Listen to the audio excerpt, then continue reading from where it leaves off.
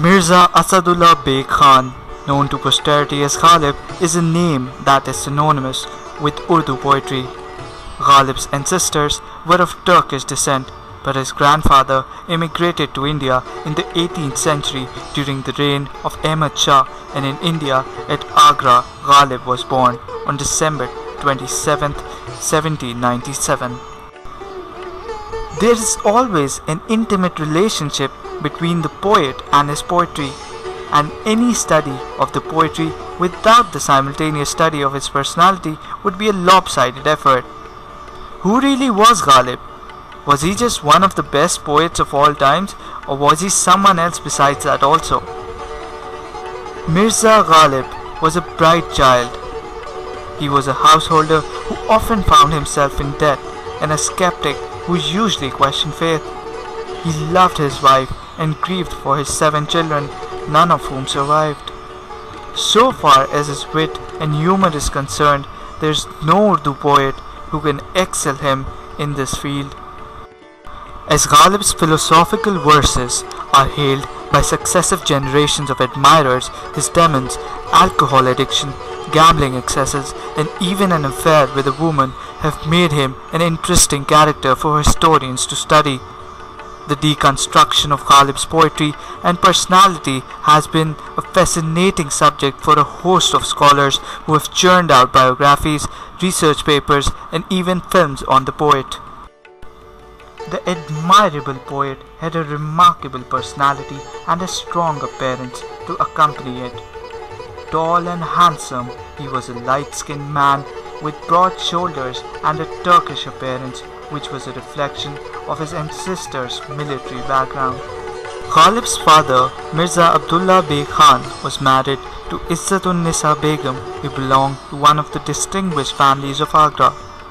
Little is known of the family except that their wealth was considerable, and intermittent references in Ghalib's writings show that he grew up in a place where every material comfort was assured to him. After the death of Ghalib's father in 1803, he was raised by his uncle Mirza Nasrullah Beg Khan. Ghalib's father and uncle both died when he was very young. This made him spend most of his boyhood with his mother's family. This was to have an effect on Ghalib's personality. He grew up without having any oppressive dominance by an adult male figure, and this accounts for his independent spirit he showed from a very young age. Mirza Ghalib got married at an early age of 13 in 1810, which was in accordance with upper-class Muslim tradition. In one of his letters, he described marriage as a second imprisonment, the first being life itself. The fact that life is a struggle and will only end when one dies is a frequent theme in his poetry. A lot is written about Ghalib being proud and arrogant. He considered himself as the best poet and had ridiculed the most highly recognized authorities in that field. Furthermore, throughout his life, he remained enormously sensitive to criticism. However, he did acknowledge masters like Mir, and therefore it cannot be said that he totally ignored all the great men of his times. His letters show that even during his bad days, he tried to be of assistance to some destitute families and needy by asking his influential friends to help them. Especially after the mutiny of 1857, he showed concern for the fate of not only his close ones, but everyone whom he knew. His restless and sensitive mind allowed for wide variations of mood and temper. This nature is associated with most of the poets. Genial one moment, he could be detached in the next. In his personal life, Ghalib had habits similar to those of other members in his class. Thus, he drank wine and proclaimed his love for it, something which the virtuous ones did not take well. There is a story that once a man condemned Ghalib's habit of drinking wine and told him that a person who drinks, his prayers are never answered.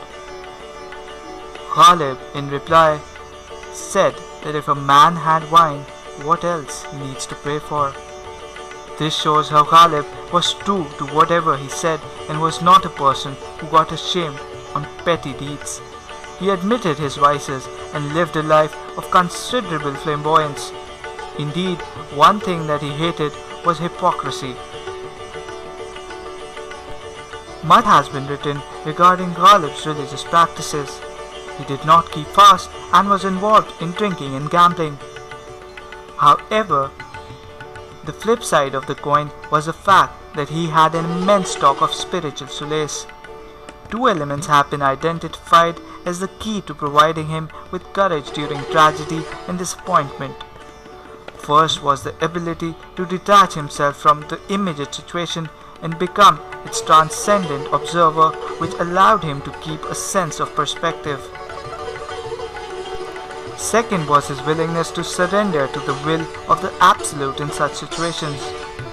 This is a proof of the fact that much of what Ghalib wrote about his religious attitude should not be taken literally. Ghalib was a man who had a soft heart not only towards his fellow Muslims but also towards the British. During the revolt of 1857, he wrote an Urdu krita where he condemned the British soldiers.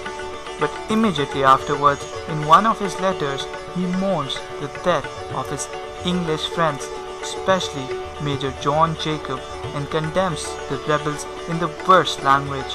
Another aspect of Ghalib's personality which has not received its due acclaim and has mostly been ignored in the richness of his other attributes is him being a humanist. Shedding light on some of his famous verses allows one to testify that he was indeed a refined human being. He was of the belief that someone who lacked human compassion is nothing but a living creature in existence, and only when one is concerned about his fellow beings can he be called a comprehensive human being. Yet another of Ghalib's enduring trait was forgiveness, of which he has mentioned plenty of times in his verses. One such example that most effectively highlights is in the following verses. ना सुनो गर बुरा कहे कोई, ना कहो गर बुरा करे कोई, रोक लो गर गलत चले कोई, बख्श दो गर खता करे कोई. Mirza Ghalib was finally laid to rest in Delhi on 15 February 1869. Currently, his house in Old Delhi holds a permanent Ghalib exhibition.